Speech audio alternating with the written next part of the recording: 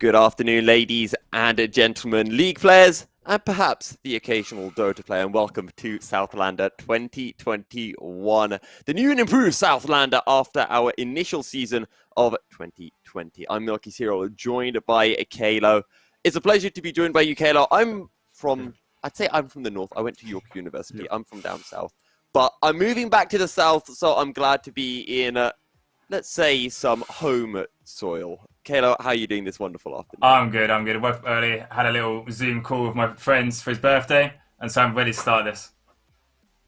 Awesome. So let's just run everyone through the procedure for the tournament. We're kicking things off today with our round of 16. We'll move on to our quarterfinals next week, semi-finals the weekend after that, and then on to our finals in 3 weeks' time, if my maths is correct. New prizes coming through as well for this season, a £200 Amazon voucher and a £50 and a £100 graphic design voucher to our winners, and a £50 Amazon voucher going to our team in second place.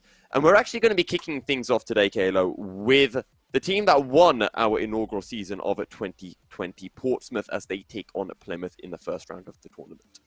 Yes, Portsmouth, of course, last year did go all the way to our live finals. It was a close one all the way to the third game, but they did deserve the win, and they went through the entire tournament without losing a game until the final, the last day. So they were quite a team to be reckoned with, and I think it should be quite hopefully not too easy in a game for them, for the fans at home, but they should come away with the win today. Yeah, and you mentioned that finals they were able to take the 2-1 against Surrey. If any of our viewers are tuning in hoping for the Surrey-Cardiff game, unfortunately we will be unable to broadcast that. There were some technical difficulties with that game, so we've moved on over. You know, with every cloud is a silver lining, so we don't get to see one of our 2020 finalists, but we get to see our other 2020 finalists, and who knows, we might be getting a rematch between Portsmouth and Surrey at some point in the near future in the upcoming weeks. But Kalo, let's get right down into the nitty-gritty. We're in patch 10.4 now. Nerfs have come through, buffs have come through. Is there anything that you're particularly excited to see making its way out onto the ref? Well, of course, I mean, Seraphine's always been a bit of a flavour pick. People have been going on about it. Well, Seraphine should hopefully be coming through here. It's just, everyone's seen it. It's a bit busting solo queue. It's a bit hard to do with the shielding and the healing. And everyone knows healing in this season is just unbeatable. And so hopefully that comes through. I would like to see some maybe more flavour picks, a bit more solo queue-esque. Maybe a Yone, maybe a Katarina as recent buffs. Just sort of make it a bit more exciting, a bit more less professional, a bit more fun.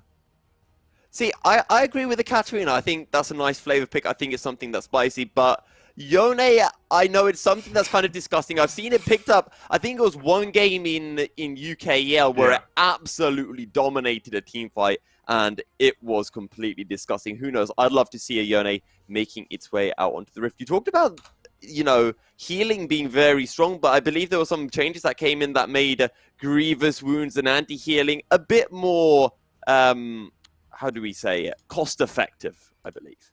Yeah, the cost-effective is nice, but it seems they're not quite enough. And going down those item routes feels just a bit bad. It doesn't feel like the damage you want to have out. And it just comes down to, can I get that grievous wounds in and win the sustained fight? Or do I just go more damage and hope I can burst through them before they can press their keys? Some CC. That's sort of your options here. You've got to gamble at some point here with some of the healing that can come through. Moonstaff of Flowing Water is a very fun item. And it's one with sure. a lot of counterplays in it, right? Okay, but you mentioned some flavor picks. One flavor pick in particular that I've been seeing of, and we're seeing in professional play, is the Jarvan support. It's something that I'd love to see come through. Do you think, Halo, it's something that we may potentially see today? It did definitely come through yesterday. I saw a few games. I saw at least one game of Jarvan support yesterday in the pro play, and it did not look too happy. They played into a rail, and I think the Jarvan realised why it wasn't so good playing Jarvan support in all matchups. Because I think he was down levels. He went AP. He had to go AP to get it through. He went to Zhonya's. It does definitely work. He did some disgusting things with the Aatrox. If you get a good combo, that Jarvan Aatrox fight was amazingly good, the combo.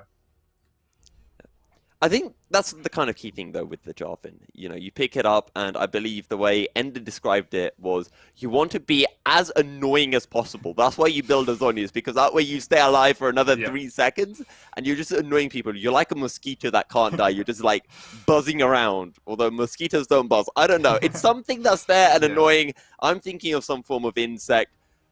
maybe we see it come through. It worked well with the Kalista. Sure, the Jarvan fell behind, but the Kalista was able to get ahead. That being said, you mentioned Aatrox. There have been some spicy stuff coming through in the top lane. We haven't seen any Ivan top in a while, but I wouldn't mind seeing the Darkened Blade making an appearance today. Yeah, Aatrox has always been, for a lot of top laners, like a go-to, just like safety net that they can be confident on. Because not too many skill shots. Skill shots are quite consistent to be able to land against like a mobile team. So the Jarvan, as you were saying, comes in. And with like, other like CC, like Seraphine, maybe the Talia also can help just get him off. So any sort of weak CC and you can just pop off in a fight, especially the healing now, as I was saying earlier, is half the on about, can make him super strong. He has fallen a bit down on the win rate, but just everyone just sort of likes him into most matchups at the moment. Yeah, we've been seeing the likes of the Gragas, the Camille making their way through in the top lane as those kind of top lane staple picks. And we've also been seeing a few fringe picks with the tanks, maybe a bit of Sion, a bit of Shen, a bit of Na's a fun champ. No, cutest champion on the Rift, and I don't take no for an answer on that point. But great skins. Maybe we'll see some split push threats making its way through. Yeah, Na for sure is in the right hands. Strong Na can be very good. Yesterday they managed to get a few nice catches on a great Na ults. It's just you have to just be able to work with your team well, making sure you manage your Fury correctly, your team being aware of it, and then when they can go in and where they can't. Because you see a lot of times in some when there's poor communication in a team, and now might have just got rid of his Fury, and their team starts just a little support will go in, not realizing, and then it falls apart. Because now in its mini form, nice in lane, bad for a team fight. You can poke people down with mini Na, and you can run them down, but in a team fight, you do want some of that extra front line presence. Okay, I want to talk a little bit more about Portsmouth. So Portsmouth are the team that won 2020. They went, oh, I have just been informed that we're not watching the Portsmouth game. So Southampton are taking Swansea. So we're continuing on the trend of two universities with same starting letters. So before it was the P's out in force, and now we're down to the S's. So Southampton versus Swansea. I got it right. So Kalo, we're watching your home team now. So you're going to have to big them up for me. You have to explain to our viewers why they should be supporting Southampton. Well, Southampton, we have got a bit of flair. We've got some real fun picks. We've got a lot of one tricks in our team, so that can be an issue. A lot of them get banned out.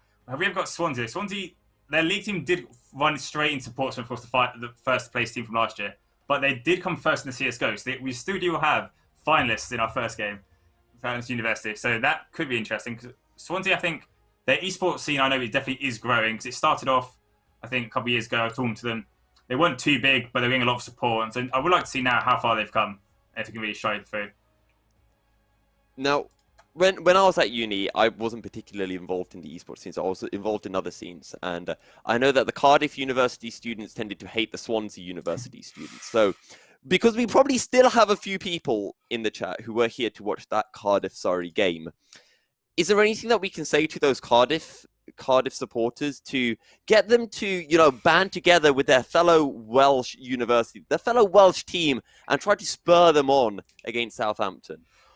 It's going to be tough. They do, of course, you've got to be the best team in Wales, and so they do like that rivalry to stay on because it's a strong one.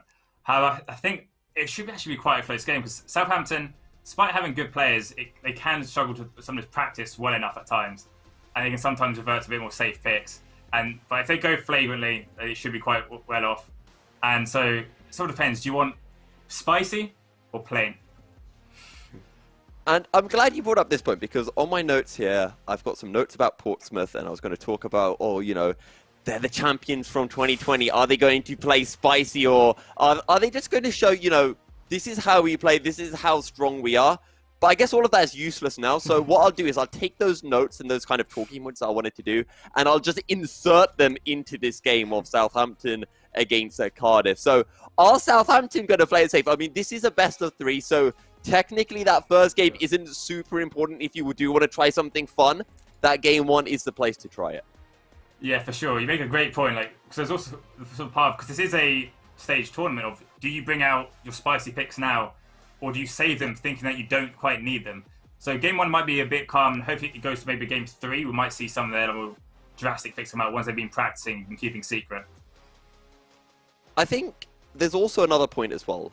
There are two different types of spicy picks, right?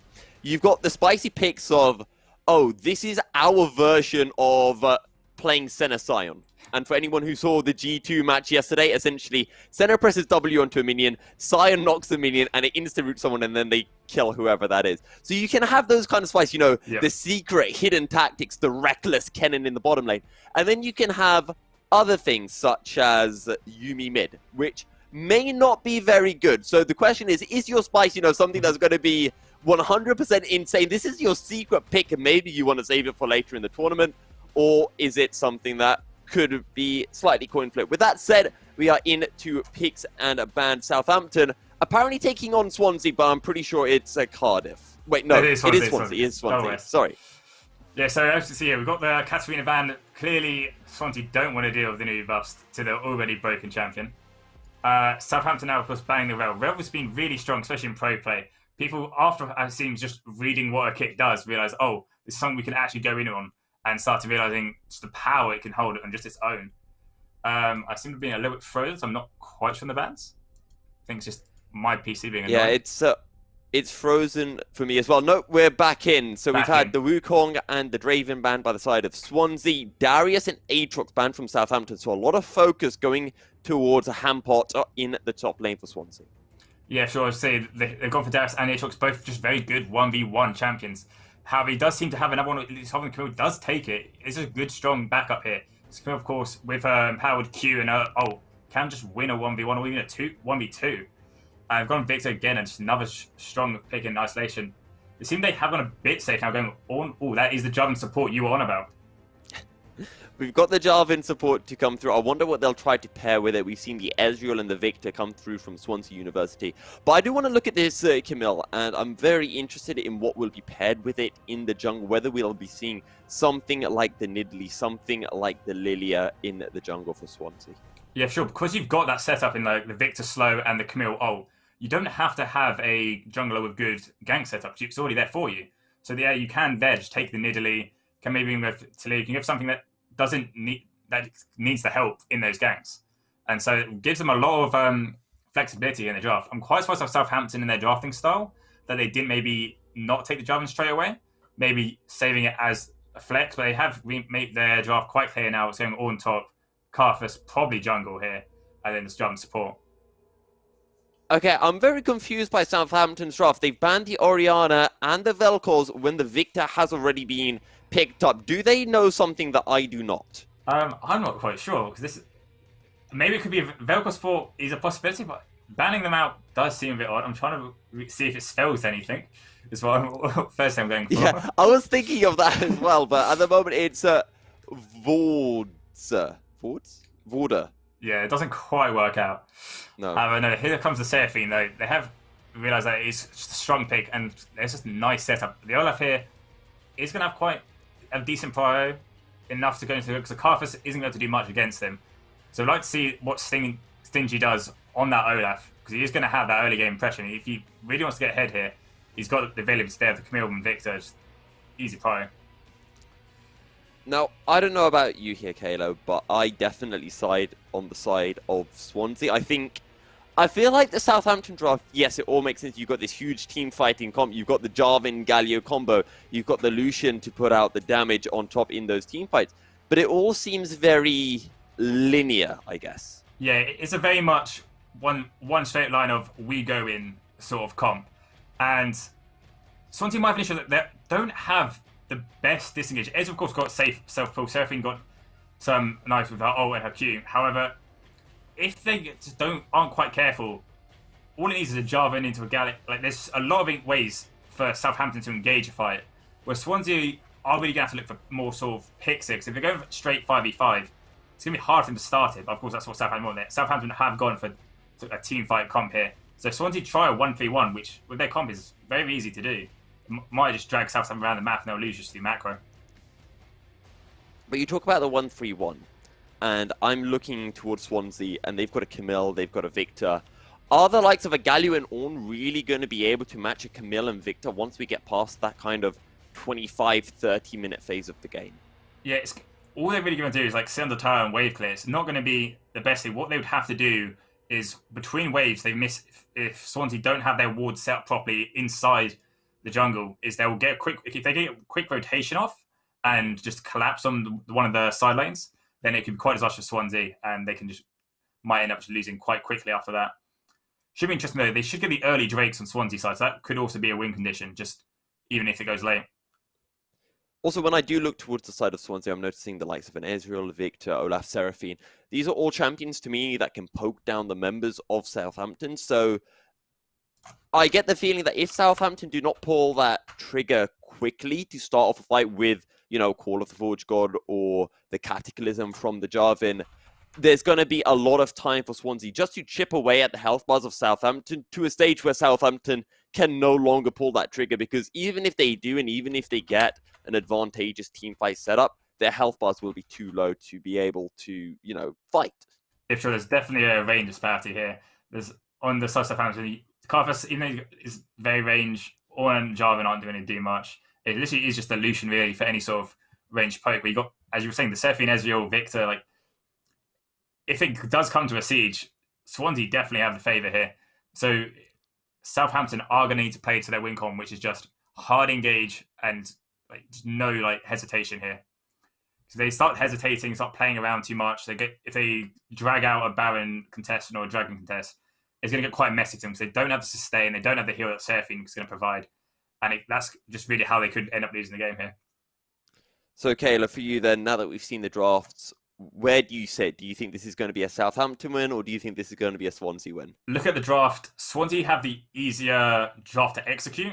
However, if Southampton just act like animals, they will win this. If they act crazy, just go in, keep looking for fights, because it's the Ignite on the Galio here, not the TP. Ooh. So he's going for that kill threat in the lane. He's hoping to try and get something here.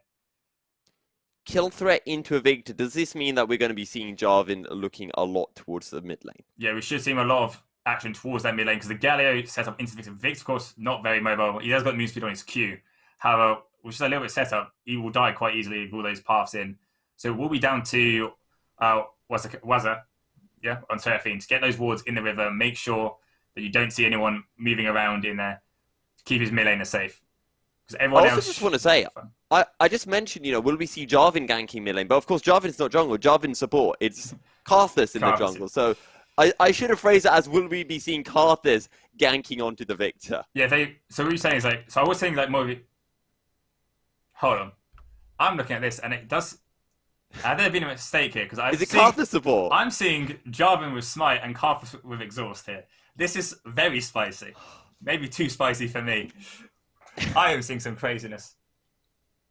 Okay, so I now want to turn things and flip it. So all of this cool analysis stuff that we did, which, let's be honest, was very cool and was very insightful, is kind of useless now because it isn't Jarvan support.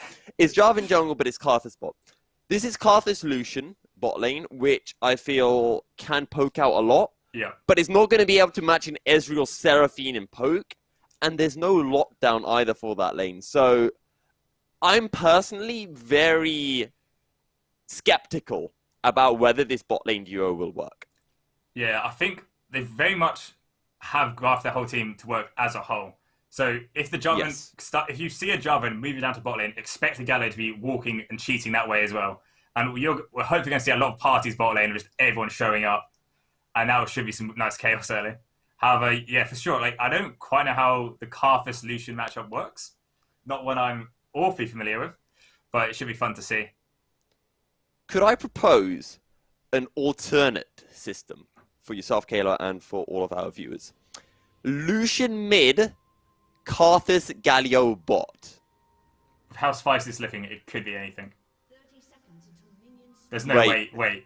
There's no No, way. did I actually just predict There's it? no way. I'm going to lose my mind. That's insane. I mean, in fairness, Lucian is more of a mid laner than a bot laner, so the Lucian bit makes sense. And the only reason I said that is because I thought, hey, you've got a Karthus on your team. You want the Karthus to do damage. Do you really want him to be a support where he's not gaining any gold income? So I thought, Karthus isn't a mid laner. Let's put him bot and put Lucian mid. And This is Well, definitely some tricky stuff here. They have, of course, gone for the standard point defense here. No one really risking anything in this game one. Everyone's trying to keep no coin flipping going on. no coin flipping at all. Okay, so that second piece of analysis that we did, which has also turned out to be completely irrelevant and useless now. Carthus Gallia bought into Ezreal Seraphine. Do we have any idea of how this is going to pan out? No, I think, look at if Jessica John can get into the bush and start just trying to pressure them off the wave a little bit and give Carthus a little bit of leverage until he can get to level 3, because that level 3 when he gets 2 points in his Q usually is where he cheats it through. Oh, they might be going for a level 2 gank here though, before Ezreal can get his E. Olaf here Flag and though, drag he's on the is bot lane. available for Ulrich. Jessica stepping forward. Will they be able to find the flag and drag? The flash forward! And the Taunt forces a double flash from the Swansea University bot lane, but the turnaround comes through, and that's a lot of damage on to Ulrich. And I think that's just showing how much a poke is available for the Swansea University bottom lane. Yeah, sure, but that's 3 summoners down for just a flash on the Galio there. It's quite a good trade. If Olaf is quite aware and knows where, of course, Jarvan is, he might just run straight at his blue. But he has seemed to have got something at his wall, so he's just going to out for the full clear. Won't end up losing any of his buffs. Jarvan here, so yeah, not being punished for it. Olaf might be cheating for early top lane gank. We will have a look towards the top side, as the top side scuttle is yet to spawn. And the Ginger one, can he get the first blood? There is a wave. Wave's big enough here, but they are hit 3. Oh, it is interrupted. Oh, the hook shot cancels the dash away, and the damage is coming through onto ALX. A tactical sweep, a flash on the tower. Can he turn it around? Hampos taking a lot of damage, but no, it will be a trade of kills. First blood goes the way of Swansea University. Yeah, that is probably the best thing that Orn there could really hope for, because he did get his charge interrupted, and after that, he's only really got his flash. It helps to hold the flash down the turret, and I'm quite surprised Hampos decided to chase that and go for the trade, because that wave is pushing into Orn anyway, so he can just not be too stressed about it. Double cloth armor coming in versus the Sheen. Orn is now just going to probably get very tanky, and it's going to be hard for Camille to do much later here. Nyx is now somewhat even with the Ginger one after that trade, and he will actually be able to get the double scuttle against the Olaf. So things turning out better for the Jarvan now. Of course, he spent a lot of time and resources on the bottom lane looking for that early gank. And I want to be seeing as well Ulrich looking towards his bottom side, because as you mentioned before, Kalo, this is 3 summoners used by the side of Swansea University defensively. They are very susceptible to a gank now. Yeah, for sure. When we see they are hiding in this bush, but for sure when the level 6 start coming through, bot lane just does have a target on its back. They're going for the Seraphine though. There's the Taunt, flag and drag comes in, it finds the knock-up, and Wasa Kazawa will get taken down. Ulrich picks up the kill for the University of Southampton. Yeah, exactly what I'm saying. Without the summoners, like Seraphine is not going to be able to do much. They do opt to go for the regank, really focusing on this bot lane, trying to get this Carthus ahead. The kill does go into the Jarvan, which isn't quite where you want it, but at this point, any gold is good gold. But yeah, so what we should be seeing here is Carthus and Galio are going back. They did get quite poked out, so they are going to love to take this reset, especially the extra gold and the 10 CS lead at the moment. 2 kills to 1 at the moment. The gold is perfectly balanced between Southampton and Swansea. But the gold at the moment is split, let's say. And for the side of Swansea University, they've got advantages on the top side. And for the side of Southampton, they have their advantages on the bottom side of the map. Yeah, so Camille, of course, seems to be really managing her wave well, getting that almost a double CS lead. Yeah, Orn just can't step up here. You just have to wait for that to push into him. And so yeah, there's going to be a massive split in where each team is strong, which means the Dragons that were maybe a possibility for the Olaf might not be quite as easy to take, especially with Jarvan hanging around there a lot. So that might become a bit of an issue. You might have to just go for the Rift Herald instead. Orn here just having a bit of a tough time getting poked down under turret. Hambot, though, does take a tower shot, so evens things up on the top side of the map, but ALX still just has to play this safely. And you talked about it more in the sense of later on in the game, we're just going to be seeing the likes of ALX just farming under tower, when Hampot just throws in wave after wave in his direction. But that's kind of already happening. Hook shot comes through. Bellows Breath into safety, but is it safety? No. Hey, Alex with the outplay on the towers. Hampot, well, just goes a little bit too ham. Yeah, it seems Hampot is just going for the aggressive, knowing that he needs to be on ahead here, trying to get it before Ornn can get the items in. But it just goes a bit too hard. He doesn't cost his flash to get out. So going into that, he knows he's going to die there. He's at best trading. And I just don't think it's necessarily the best call there, because the wave's pushing, you're just basically hoping that you can get the kill and just trade it. But now Ornn gets 2 kills in a row, does have that 150 gold shutdown, so another kill and it will probably be back to even in gold. So not necessarily the end of the world if he can capitalize on it. But now Ornn's just going to get tanky and harder to deal with for her. Hampot had an early CS advantage. He had the early advantage in lane, but he tried to overforce his advantage by looking for these kills, by looking for the tower dives, when he could have just looked to continue to extend his goal lead. He could have looked to roam down, look for something in the mid lane. We talked about early Drakes, and we thought it'd actually be the side of Swansea University that had priority, but it seems that Southampton will be able to secure the first Drake of the game. Yeah, with that bot prior and just the strong... Cardiff, of course, especially going into AP here, is going to be really strong at taking those Drakes quickly. And it seems that the Olaf here on Ginger has decided that he doesn't really want to be prioritising going too near there. Because, of course, with the Seraphine Ezreal, it hasn't got the best setup for him to try and gank it. Gallo can probably get out of it, and it might also just end up being a trade kill of Cardiff's passive. So his offense has not really put too much into the bot lane, just trying to keep his CS up, and probably, hopefully, path up top lane and try and get Camille back up ahead. I also want to point out that Carthus has been able to do a good job farming so far, and actually has been able to establish a fairly solid CS advantage over Chavez on the Ezreal. And I do think, is that partly due to Wazakazawa just not having the confidence to step up and poke? Yeah, I think with Wazakazawa, after his flash was gone early, especially with Ezreal and the exhaust, they had to play a lot more passive in their lane. And I think that level 2 Jarvan gank, sacrificing a bit of farm to get his bot lane ahead, has really helped out, especially the Pete gank. Like, Ezreal can force farm his Q, but he hasn't quite had the same safety he would have had if he had those summoners up. And so they've had to play a bit more passive lane, and that, of course, as you're saying, has led to this 10 CS deficit. They are seeing now, trying to see if they can get something done mid. Olaf will spot it out, though. Yeah, and the Ginger one will just retreat to his bottom side jungle. Doesn't have any camps up, so will reset. Has the Iron Spike whip completed. Actually, he's going to cancel his recall and head back on it down. Maybe he could look for a gank onto Cloudy. Doesn't really seem to be anything for him to look for. Maybe a bottom side gank, but with vision in the river, looks to be unsuccessful, even if he does make his way down. Yeah, I think he was trying to be a bit safe to make sure his team wasn't getting dove there, because he knew the Jarvan was in the bot side, saw it on that pink ward. I was just trying to make sure no one was dying. Doing stuff that junglers have to do and don't really get any praise for. Just getting... Oh, of course, here. Ornn's not still tanky enough to deal with the Camille. Of course, Camille got 2 damage on her Q. Is just living it up there. Well, I do feel, though, that Olaf has wasted a lot of time. I feel like it was about a minute of time that he's lost trying to, hover around the bot side, cancelling his recalls. And as a result, Ulrich has been able to find a CS advantage, now up to 10. He's going to be able to secure this top side Scuttle Crab as well, and could even potentially look for a gank while the Ginger one is still farming his top side camps. Yeah, it has seemed that if he had been there, like I was saying, just a minute earlier, 30 seconds earlier, he would have been able to contest that crab with the Camille, and that job would probably even end up dead. But it seems that he's more than content now staying in his jungle, just get a bit more farm, or now getting traded into. Nothing too much. He has got the Grievous Wounds on the Bramble Vest, but yeah, they are starting up the Rift Herald. See if Olaf knows about it. The Ginger one making his way up, but the Rift Herald has already been secured, and now the Ginger one might get collapsed on Hextech Ultimatum coming through on the top side, and Hampot will be able to find the shutdown goal. The Taunt that comes through, but the Ragnarok denies it. Flash away from Nyx, and the hero's entrance out to safety, but the Ginger one with the undertow.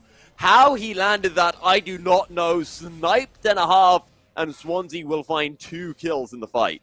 Yeah, for sure. That was a great start from the Olaf there. But yeah, it seems like we didn't quite... It was on the side of the screen there. The Camille's got the Ornn quite low through continuous trading. And then with the all-in, while Ornn was trying to help his jungler out, just got caught. Cloud on the Lucian wasn't ready for that rotation, and Cardiff said not quite low enough, didn't have enough damage on his ult to be able to try and finish it, so they didn't even bother. But yeah, that was quite a surprise there because they got the Rift Health, they got the objective, and then he chose to fight afterwards anyway. Maybe not the best idea after he's doing cooldowns and health and mana, but that has brought Swansea back into it a little bit here. And now you've got the Divine Sunder completed for Hampot. Something that I would like to mention as well is the fact that Hampot is opted for the Conqueror runes over the Grasp of the Undying. And maybe this is why Hampot has felt that he's needed to go for these all-in, for these riskier trades. Because if he had something like the Grasp, he could look for those much shorter trades onto ALX. Yeah, I think he's realised that he's going to have to be against that Ornn a lot, and that's going to be his matchup. So he's just gone for the Conqueror, get that sustained through, and try and get through it. Because with that Bramble Vest, it does negate it a little bit, but he's still going to be healing quite a nice amount. But now we've got some nice deep wards into the jungle, trying to track this Olaf's pathing. Dragging up in 20 seconds. Justice Punch coming through. The taunt will be able to connect. Ragnarok comes in. Flag and Drag is stunned under the gravity field. Cataclysm comes through. And the Ginger one will get taken down somehow. Ulrich is still alive. Cloudly with the piercing light finds a second. Going the way of the University of Southampton. Flash away from Jessica Jungle as the Rift Herald will be spawned. And Swansea University are split. They want to defend the tower, but they just can't quite get to it. The eye will get pierced. And all the plates will go the way of University of Southampton. Just the one remaining on the mid lane outer turret. And with a Drake up, surely UOS can turn their attention towards their second Drake of the game. Yeah, right there. Southampton were very much first to move onto that Drake, collapsed onto Olaf. I'm so surprised John managed to live. Camille did TP, but her ult was still down. She couldn't jump in there and get the damage off. Oh, they are TPing, they're trying to contest it, but it is just gone. The Drake has been secured. Undertow will not connect. The Encore does not hit, but the slows are coming through onto Cloudy. The taunt will land onto Hampot. Cloudy will surely get taken down, and indeed he will. Stingy picking up the kill. Another Undertow in, and a second goes the way of Swansea University. The full collapse under the outer tower, and make that 3 for Swansea. The Requiem will come through. Is it enough? No, it is not. And Swansea University will come out of the extended fight on top. Yeah, it seemed like they still wanted to try and contest that, but it did go down. Cool. Jarvan could come in it. Won't end up finding him. We'll like trying to fail, but yeah, so they got the 4 turrets mid. Very good. Got the dragon. And Swansea there just trying to get something back. Did up to the fight afterwards. Got, I think, their 3 kills onto it. So, in the end, about an even trade in kills. I think the goal is still Southampton off that trade, but it's still dead even, surprisingly. It is a super tight game. Now, University of Southampton do have those first 2 Drakes, but as we've kind of been seeing in Season 11, the first 2 Drakes don't really matter too much. Sure, if you're able to keep that advantage going, it's great. On the top side, Hampot just trading into ALX. He's got the Conqueror stacked up. Hextech Ultimatum not available as ALX looking to turn things. But now he gets taken low and he will have to recall under his tower. Now, he needs to be careful because a hook shot would be almost enough to one-shot him. Yeah, for sure. He's just struggling there with the Camille damage. Camille, after coming down there, did get another kill, and it's just getting big. Jessica now just trying to ward out, see what's going on. Yeah, it has seemed that like, gold is even, because even after, of course, after that trade after Dragon, they did get, I think, 2 bots bot lane, 3 bots bot lane, 3 plates bot lane, 2 in mid, and so yeah, so we've Hampton not quite able to get first turret. Oh, Flag and Drag into the Cataclysm. Adaptive defense is coming through. Will it be enough? So much damage from Hampot, but it is not enough. And Hampot's over-aggression, his lack of care and safety will be his downfall, and Ulrich will pick up his 3rd kill of the game. Yeah, he did try there to get the first turret. Wasn't quite able to get that last attack off onto it. And then the Jarvan was there trying to defend over into the mid lane. Taunt coming through, the lockdown onto Stingy, and the Light Slinger will pick up the kill. Chaos Storm will come through, but it will not be enough to find a return kill for Stingy.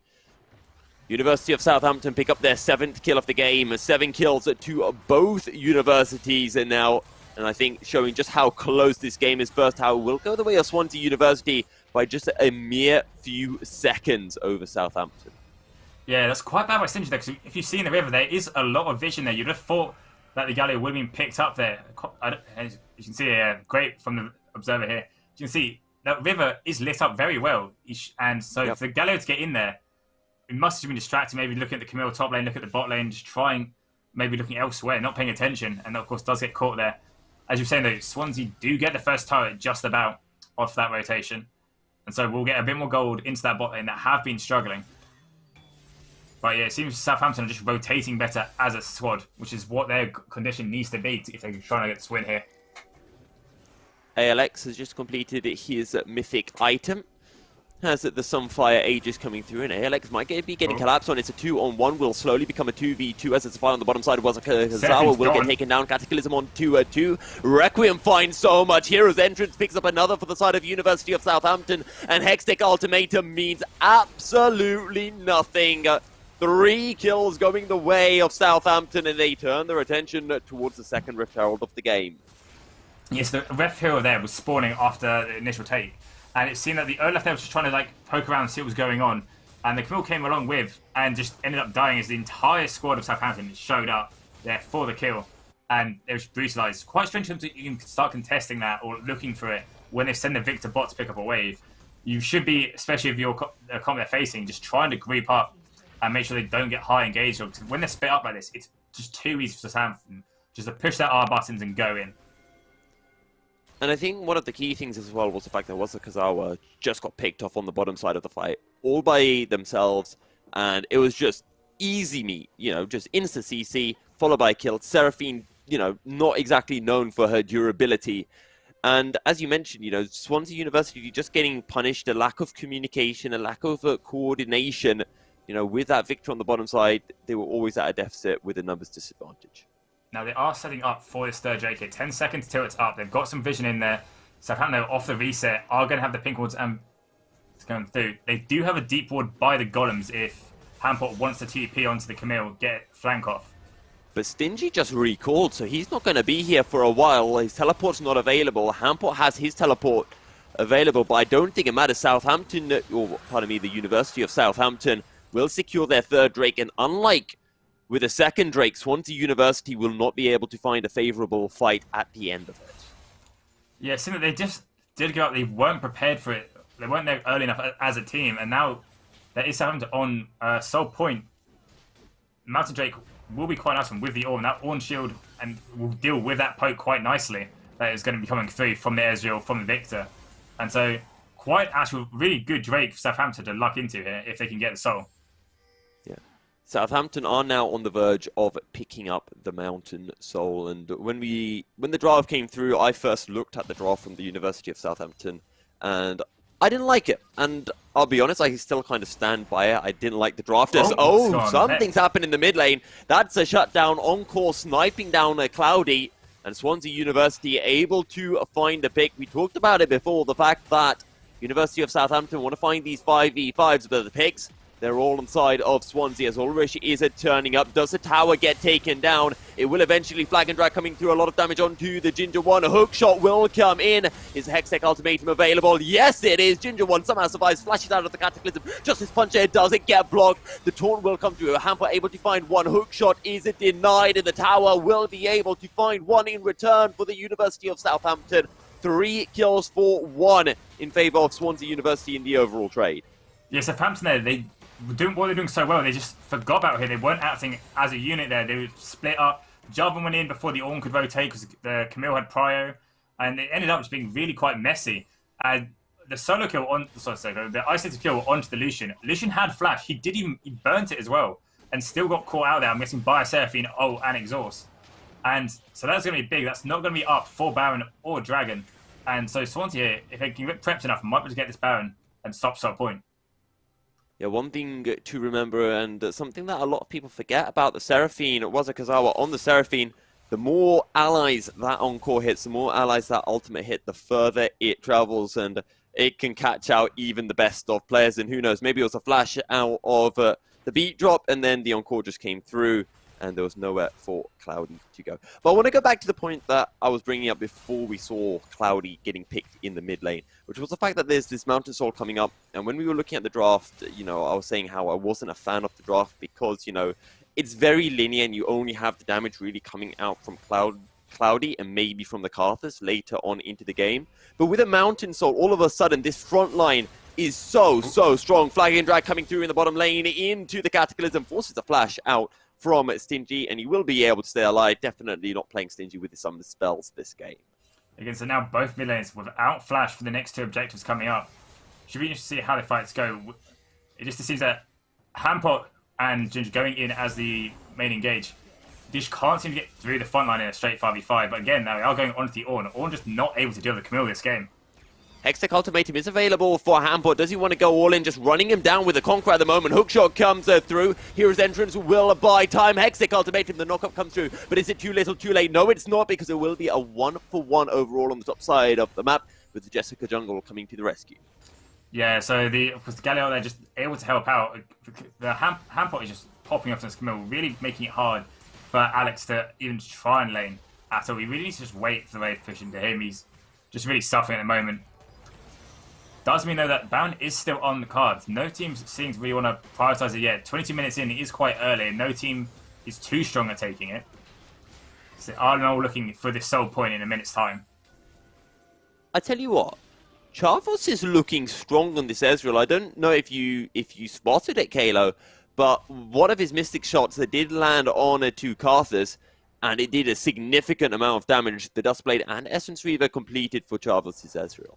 Yeah, he is going just for the Fatality there, which I'm not going to be honest, I'm too big a fan of here when you've got the Jarvan, Ornn, and Gallo coming into you. Jarvan, of course, has got a bit of a squishy build here, so not necessarily the worst in the world. Can see the Elixir of Ino in that Jarvan's inventory.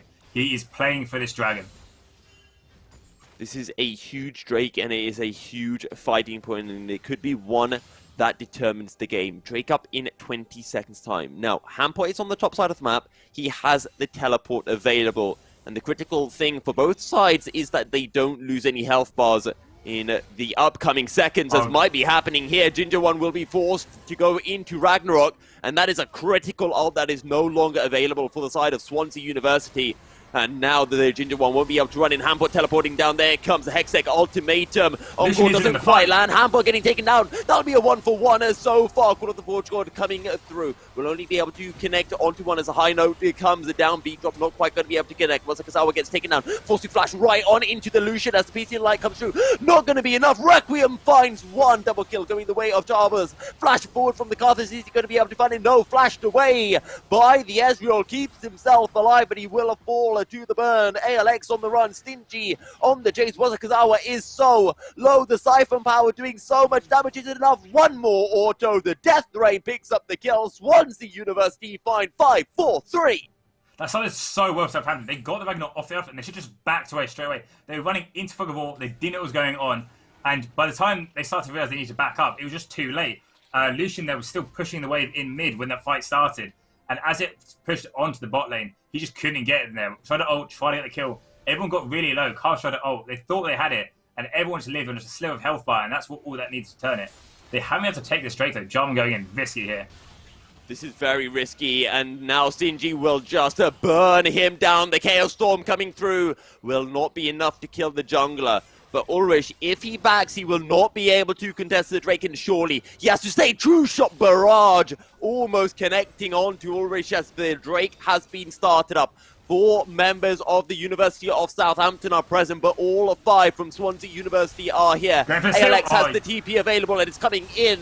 The Drake has been secured, and Swansea University will find 1 kill on top as well. Call of the Forge God will be able to find a 1-man knock-up onto Wazakazawa, but that is all. Swansea University can come out of the fight with their heads held high.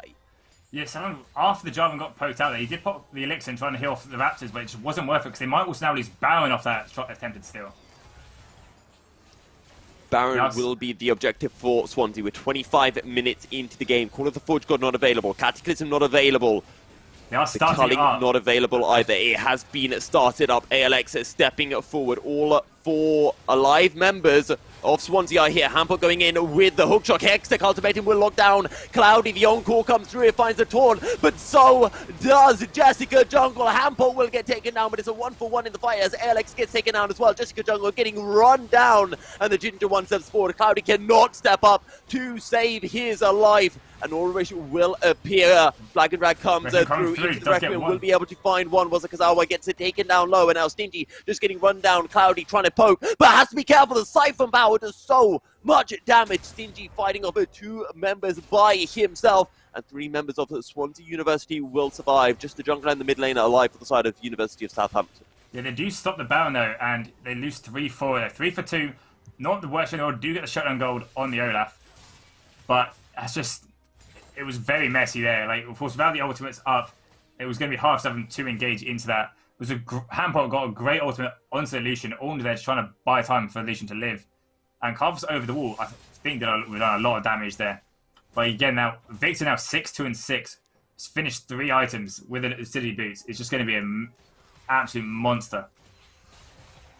Kayla, we're starting to see a lot of fights breaking through on the Rift. We saw that fight for the Mountain Soul, which potentially could have been one that almost sealed the deal for the University of Southampton. They weren't able to secure it, and Swansea University were able to take their first trick. But the point that I really want to bring across here, so that we can kind of portray to our viewers as well, is what are the win conditions in these fights? What do Swansea University need to be looking for? What do the University of Southampton need to be looking for? Right, Swansea, they do just need to find a way for Camille to get onto that flank, or maybe just through the 1-3-1 system, they can just drag the enemy team around. There's no way this Ornn is going to deal with Camille at this stage. Camille now, 2.5 items, Ornn is just on 2 scraps.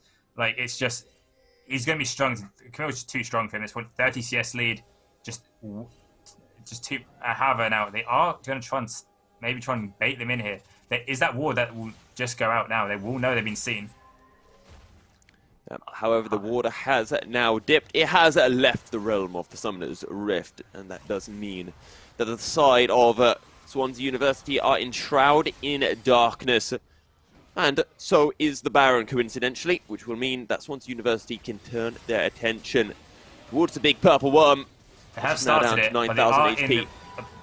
Disgusting trouble. Yonko is going to be able to connect. There's a beat drop as well, and Ulrich gets taken down in an instant. ALX will fall as well before he can even call the Forge God. The Forge God answered, but there was no one to pick up the call. Jessica Jungle will get taken down. Stingy is dominating 3 the way of Swansea. Make that 4. Ginger 1 on the run. The Requiem will follow, and we'll find 1 in return. Is there anything Cloudy can do? Stingy is low, but we've seen how this has gone in the past. Oh, damn! The Gale Force secures it and picks up 1 for the University of Southampton. But once again, Swansea win the fight, but are unable to secure the Baron on the back foot of said fight. Yeah, ends up going 4 for 3 again. They just, without the vision control in there, so we'd have some to approach that. The Seraphine ult that we gave through got onto the jungler and the Ornn. Wilminus got onto Carthus, couldn't quite aim it onto her and didn't know where he was.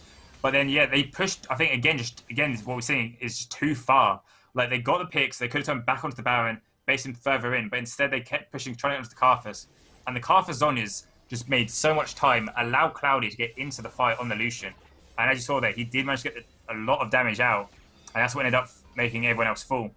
And that is a shotgun gold off the Victor onto the Lucian. And so it's incredible. It's just almost still dead even with the kills difference.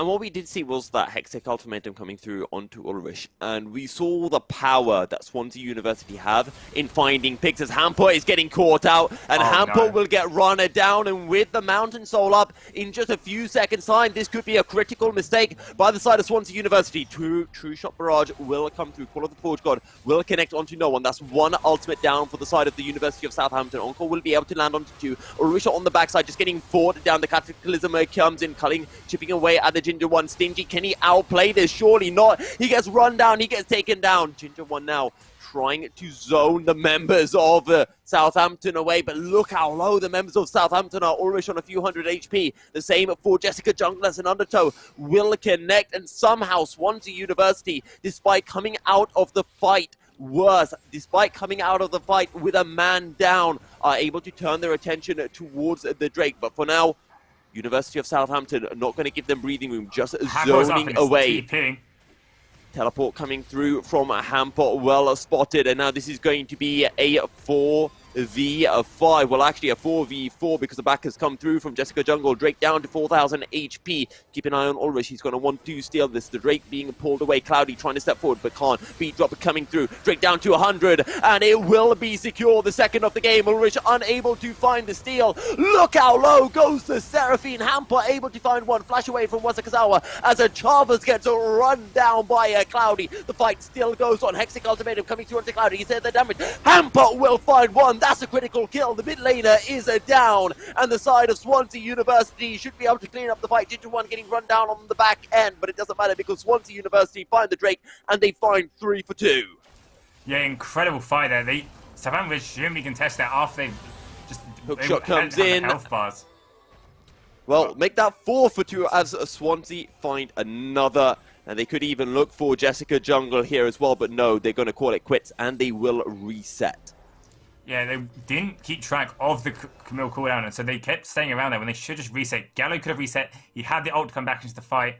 They had a lot of options there. They just decided to stay around and go for the steal again. And that's 2 dragons and 2 during fights they've now lost, trying to go for a steal after a bad health bar trade. And something as well to point out is we've seen Hextech ultimatums come through from Hampot before on to Cloudy. And when they come through onto Cloudy, I think one of the biggest issues is the fact that Cloudy's sitting so far back that when Hampot goes in, he's all by himself. And the side of University of Southampton have time to try to burst down the Camille. But now that we've got the Ravenous Hydra completed, now that we've got the Sterix completed, it's a lot more difficult for Southampton to be able to do that. And it's a lot easier, I feel, for Hampot to be able to run down Cloudy. Yeah, exactly. That Sterix last fight was a huge shield and was one of the reasons that Hampot managed to actually live in that fight. That shield was just huge. And as you are saying, like, he is ulting onto Cloudy, and Cloudy's staying very far back. And what's happening is the Ornn and the Jarvan are just standing in front of their backline with the Gallo and just stopping anyone getting through. Even with a Ragnarok, it's still hard for him to get through because he's got the Cataclysm, and doesn't matter how immune to CC you are, that wall is not moving for you. And so he's getting stuck in it or slow down. And what's ending up happening is he's having to peel for his carries, and it's down to Camille to try and just trade a kill. Oh, collapse coming through on to Ulrich. Tactical sweep will find the slow. The rest of Southampton University showing up the smite will come down, and Ulrich will be able to secure his blue buff. But now that's a smite no longer available for Ulrich, and it might just mean that Swansea can turn their attention towards the Baron in the process. Yeah, I'm surprised Hampot didn't quite pull trigger. I think he's trying to play safe here, realizing that he's going in now, going solo. Ulrich with a flag and drag. The Cataclysm comes through and there's no more of an arcane shift. The Call of the Forge God is not sent back. Wasakazawa will get taken down. Ulrich low on the side of the fight as the Ragnarok comes through, but it will not be enough. Ginger 1 gets taken down. There's the Hexic Ultimatum. It locks down Cloudy, and the Gravity Field seals the deal for Swansea University. They find a 3 for 2 yet again, and they can surely 3-man the Baron. Yeah, it was insane. John going in there too early for his team. His team tried to help him, and they all got CC'd in that little bush leading into the river. That's why the Ornn didn't get returned to Sender, because he was CC'd. He was stunned. Like, no one could help the Jarvan, even though he had a stopwatch to try and bang time. Oh, they are engaging. Jessica stepping forward, trying to steal it, but will not be able to. Instead, goes right into the meat grinder. Hook shot in. That will be the kill, going the way of Swansea University, who find the extended ace. No Requiem available. And something else that I do want to bring up, which I think Swansea University have shown and demonstrated fantastically in the last fight, is you don't focus a Karthus. If you kill a Karthus, just like Obi-Wan Kenobi, he will become more powerful than you could ever imagine. Yeah, for sure. We are seeing a lot of XP differences now. Two levels in the top lane. Oh, he's going to make me wrong now when he only 1 level. But yeah, so we are getting the level 16s. People are getting the more powerful ults. And Seraphine now is just coming into going to be doing damage as well now. Zonya's completed. It's going to be just hard for Southampton to get into a fight safely, because Java now with his more aggressive build is really struggling. Hasn't got the gold needed to finish those items off and actually live in these fights. 40 seconds on Drake though. They are trying to set up. Literally got the wards. Ornn is on the wrong side of the map. Has got the TP though if he desires to get into this. Teleport available for ALX. Call of the Forge God available too. We've been seeing the team fights coming through, but they just have not been executed so well from University of Southampton. They just haven't been able to layer the ultimates one on top of the other. You know, Cataclysm into Call of the Forge God into the hero's entrance. And when they layer it, maybe they have a chance to turn this game back in their favor because at the moment, Swansea University find themselves with a 5,000 gold lead. Yeah, they've still got a minute and change left on this Baron, and the Dragon is coming up. Southampton should just not give this. They don't have the power, they don't have the wards. They might go for another steal, but hopefully they don't try and go in for a scrappy fight afterwards. They have the setup here. Jump, of course, can use this flag to get the vision. So even though they have got a pink ward in there, they are going to try and drag it out. They are struggling, though. All 5 members are here. This might be the final fight of the game. The steal will not come through. Swansea find another encore onto 2 members. Will deny the call of the Forge God. Stepping forward goes the Olaf with the Ragnarok. Just one going the way of Swansea University. Do they chase for more? Of course they do. The hookshot comes in. The taunt, the Hextech ultimatum. Cloudy will get taken down as a double kill for Hamper, who will get run down. The hero's entrance finds a knockup, but there's a GA. It does not matter. Swansea find a third in the fight. So we will be seeing the Carthus going golden, but it doesn't matter. Run down by the Ezreal, and that will be another going the way of Hamper. Requiem will do nothing except chip away at the health bar. Swansea University find their 3rd Mountain Drake of the game, and now they look to push through in the mid lane and crack open the base. It's 5-0. There's 30 seconds on a lot of the big carries. They might be able to end here. Don't have the Baron. They've got Baron for 10 more seconds. It will go. But if they push hard enough, they probably can end. This might be game. This very well might be game of 5 members of Swansea University pushing through the mid lane. Ulrich is up. Flag and Drag will come through, will cancel the all-important teleport, but it doesn't matter. Wazakazawa picks up what is the final ace of the game. The final Nexus Tower will fall, and Swansea University will take game 1.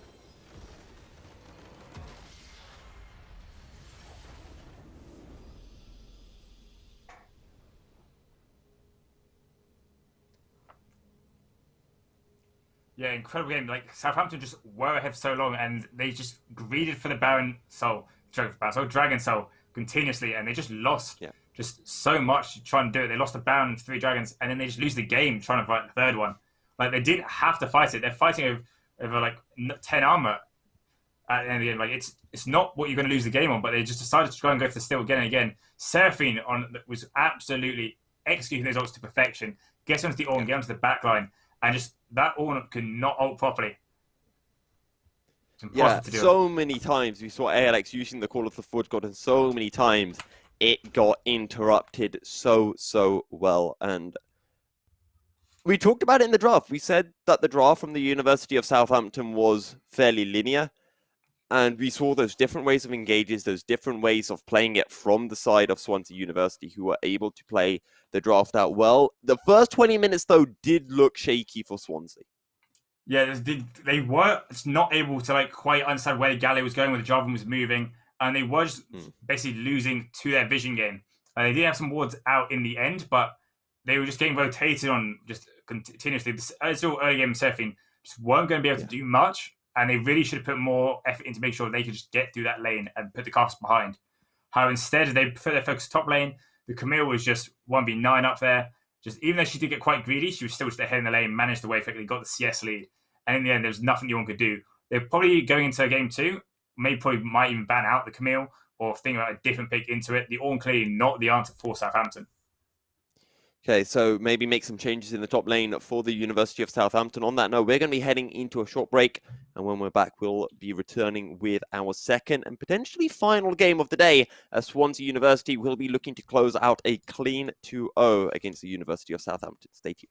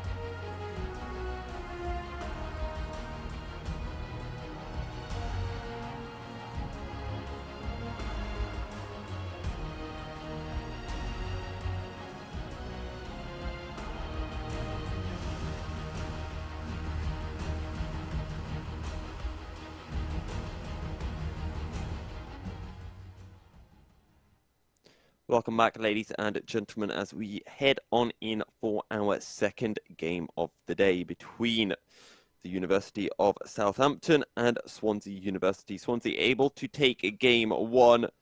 But before we ended with game one, or I should say before we went into break, Kayla, you were talking about some changes that the University of Southampton should make, and we were looking towards the top side of the map. Yeah, so I was saying, like, they've tried it all into people that they really picked this matchup. And of course, as we saw, it didn't work. Even with the goal being quite equal for a while, he just wasn't able to step up to CS. And Hamport really showed his prowess on the champion. Now, even though the bowling did go well for them, as you saw, we looked at the damage graph during the break, and that calf was absolute huge damage, we were saying. Yeah. And so hopefully, their bottom they saw it was good. They saw the early jungle aggression was good. They now just need to get their top lane to probably be a bit more there and maybe a bit more damage into their comp, and should be good. I doubt they're going to fall for the level 2 gank though twice in a row. They're probably going to put some safety wards down, just be extra careful. So you should see maybe hopefully a different early game here. I saw ALX on the Twitch chat earlier on saying, can someone please turn off the stream whenever IL? It's embarrassing. So, I don't know whether that means that the University of Southampton won't be playing the Ornn in the next game. Maybe they will. Maybe they'll ban out the Camille. We'll have to wait and see. I personally not a huge fan of the Ornn right now. No, the Ornn, it did get hit because it was just strong for a while and people were not having fun into it. And so they did nerf it, trying to get a bit more flavour in. However, we should see a bit more like the dim pick. So how far down is it in this? Its win rate is not good. It's at 49.5% win rate. It's like 31st. Look at my stats. So it's not quite where you want to be in the pick order. Getting that in. But we should be sitting here. We should get into draft hopefully quite soon. When everyone's ready. Also just wanted to point out to our viewers, the reason why you can't see our wonderful faces on the screen is sadly we did run into some technical difficulties. Nothing that we can do actually down to server issues. So sadly, cameras are not working. If there is a game 3, hopefully the servers will be back up and we can bring our camera feeds back. But for this game, we will be camera-less. Yeah, very unfortunate. And yeah, so see how it'd be interesting to see how the drafts change. They did, of course, Southampton focused a lot on banning out the top laners, trying to ban out Hamport, and they only put 2 into it and then didn't go for the final one on the Camille. And Camille, I'm going to keep going on about, too strong. The Olaf, I was honestly quite disappointed. The Olaf's, he didn't get that early game into the Jarvan. He lost like countless scuttles, just late to fights, even with his prior, and so it's probably going to go away off that. They're just now sorting out the draft.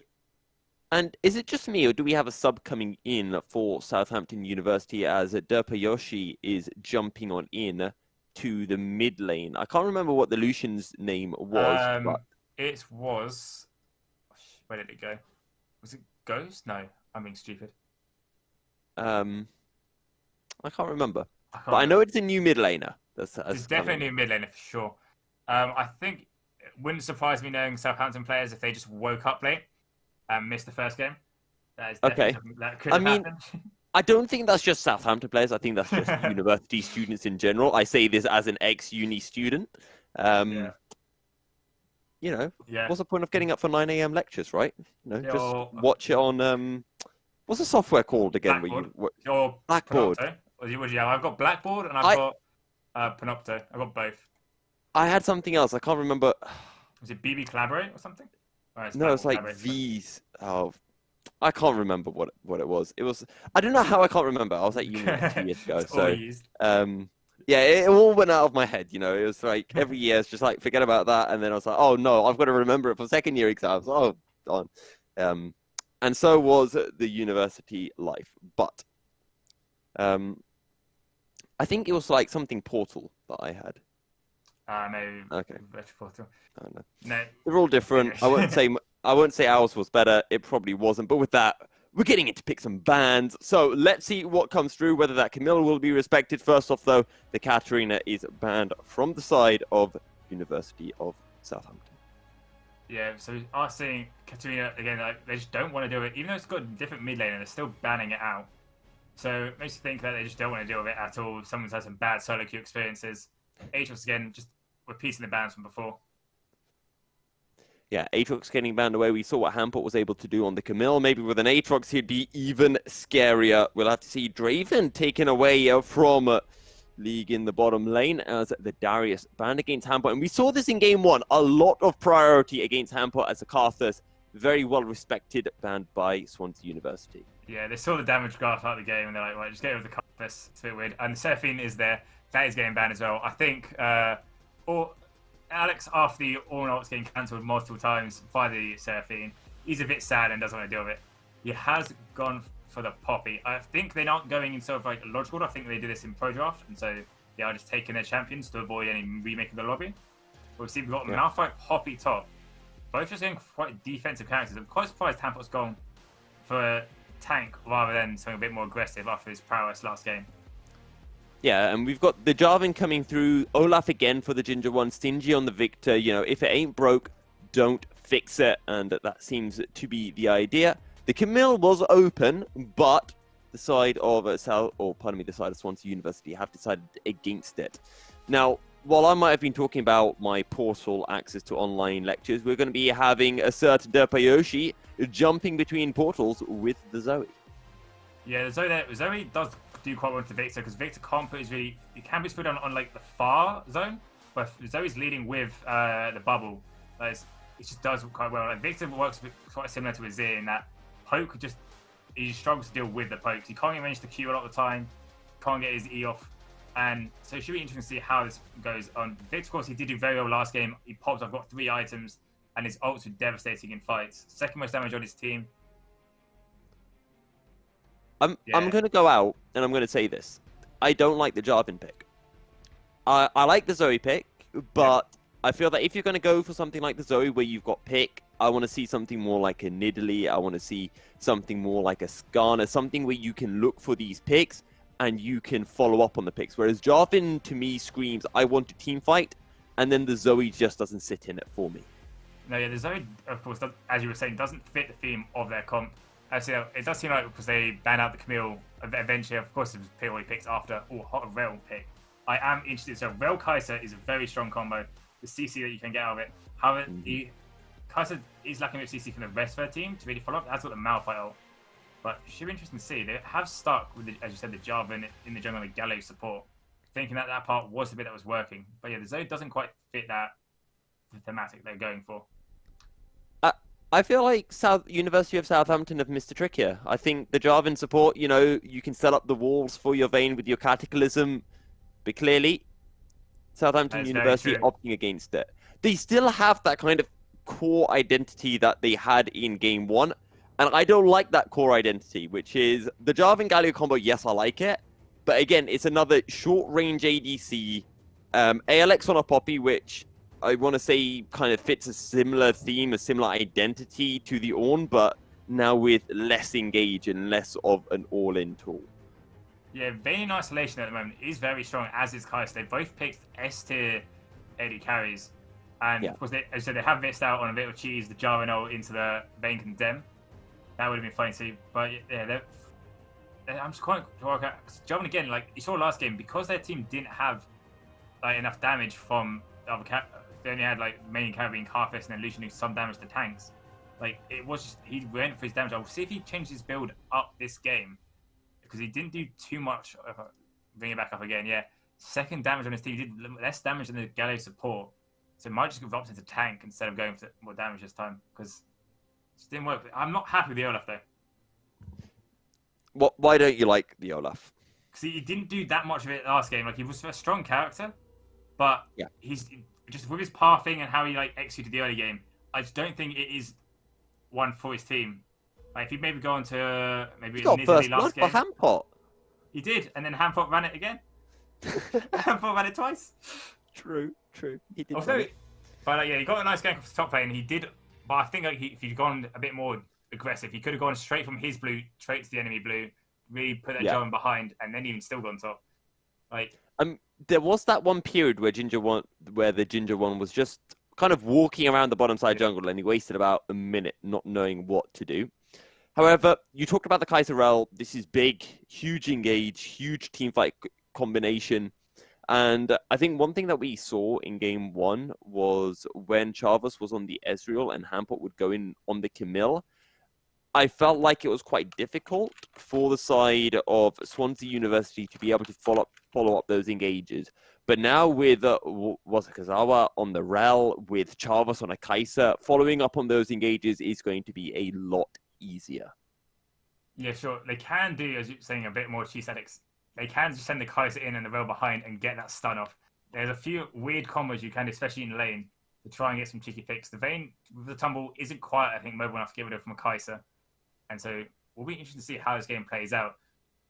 They do seem to have... Yeah, the top lane won't have the same, I think, pop and spice they did last time, because that was very exciting watching top lane last game. I think this might just end up being a tanks just bashing heads together for a while. But yeah... Most likely. Most likely. The late game, though, is where I've seen both teams are going for it. No one's going to be too accident early. We're probably going to see the same 5-point defense at the start, no invades. Bit sad. I know some people in the Twitch chat love a quick level 1 invade.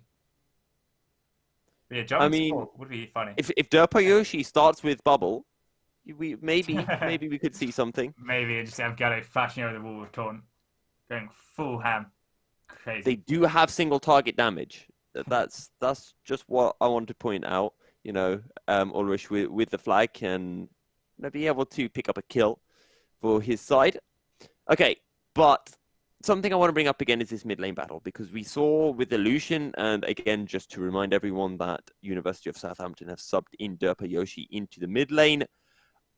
The Lucian didn't do much. It was a Lucian into Victor matchup, and the Lucian wasn't able to find an advantage as he was able to do. And as such, this AD carry, the only AD carry for the side of for the side of the University of Southampton, was not really present. So let's see what Derpa Yoshi is able to do into Stingy's Victor.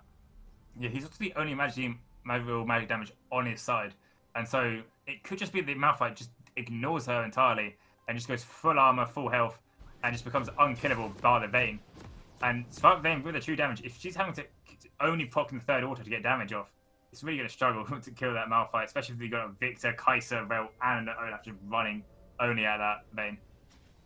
I mean, that is something else to put out, that League is on this Vayne, and Vayne is good at shredding through tanks. There aren't that many tanks on the side of Swansea University. Sure, they've got the Malphite, they've got the Rel, but that's pretty much it. Essentially, you do see Vayne like trying to get a ward in there. Gus managed to get it in. I don't think Rel would have seen it as well. Yeah, you see that from the observer. That Tribush ward will be unknown to the side of Swansea. It will be strong to see what goes on. The idea, as I said, just standard 5-point defense. No one really going too aggressive. Well, for now. Well, for those people who are joining in, this is game 2 between the University of Southampton and Surrey University. Swansea University. Swansea able to secure game 1. They will be looking to take the 2-0, as the University of Southampton will be looking to take us into game 3. Make sure to let us know in the chat who you are here to support, who you want to win, or maybe if you're neutral, just who do you think has the best draft. Kalo, I asked you after game 1 draft who you thought had the better draft, who you thought would be able to take the win. What do you think here in game 2? Game 2 here, I'm liking Swansea's sort of thematic they're going for. It's very much sending a lot of people in. Victor there just isn't really going to be threatened by anything on the side, so he's just going to get free damage off, and he's going to be loving his life. He's looking at the enemy team, and he's not really threatened. The Jarvan can go in, but there's only the follow-up is a Galio ult, and if the Galio's ulting in, then there's no one to peel for the rest of their side, and so I think he's loving it.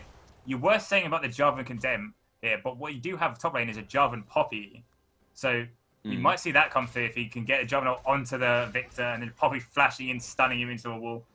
Could see some craziness go on. There are some nice combos with the Cataclysm Wall that are available, and we'll see whether the side of University of Southampton are able to execute it. As the heroic charge from ALX will not quite knock the Malphite into a wall, but does it matter because he just runs down Hampot nonetheless, and ALX finding redemption for the Ornmis plays in game 1, secures first blood for Southampton University. Yeah, absolutely. Getting his revenge from game 1. He was mad about that one. I heard from someone D for their friends that they were tilted off to get him Oh. one. He was not. Oh, Jarvan though, sneaky beaky like. He knew that there'd be vision in the river, and now he's coming in from behind. Southampton University looking to turn things around. The attract and repel is not enough, but Jessica will be able to find the kill onto Chavos in the bottom lane. Yeah, as in they got bot lane gank off. Absolutely flawlessly done. Very smart from Nyx there. Going into the dragon pit, flagging it over. That early ward let them know that there was no ward in that tri-bush. And so he got that gank off just flawlessly. Unfortunately, it does go to the Galio. So it's that's thrown into him instead of maybe the Vayne, which they would have liked to got a bit further ahead. But that CS wave that he's going to miss. I think the Rel here is trying to hold it. But, oh, he's getting engaged on. Yeah, that wave he's out on the catch does give Vayne a nice reset here. She will take. It's only boots now on the Kai'Sa, no pots.